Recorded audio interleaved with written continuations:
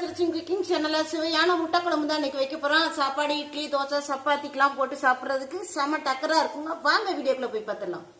Stove மேல ஒரு கடாய் வச்சிருக்கேன். கடாயை நல்லா சூடானதுக்கு அப்புறம் ஆயில் சேர்த்துக்கலாம். ஆயில் காஞ்சிருச்சு, கடுகு போட்டுக்கலாம். கடுகு பொரிஞ்சதுக்கு அப்புறம் சீரகம் சேர்த்துக்கலாம். 2 பெரிய வெங்காயம் பொடியா நறுக்கிருக்கேன், இது கூடவே சேர்த்துக்கலாம்.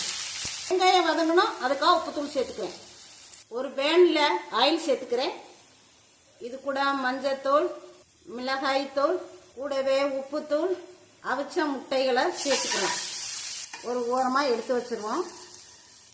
இப்போ கருவேப்பிலை தழை, இஞ்சி பூண்டு விழுது பொன்னிறமாக வதங்கி வந்துருச்சு. 3 பொடியாக நறுக்கின தக்காளி, 1/2 ஸ்பூன் மஞ்சத்தூள், மிளகாய் தூள், 1 ஸ்பூன் மல்லித்தூள், 1/4 டீஸ்பூன் கரம் மசாலா தூள், கொஞ்சமாக தண்ணி, தேங்காய், சீரகம், பச்சை மிளகாய் அரைச்ச விழுதுகளையும் சேர்த்துக்கலாம்.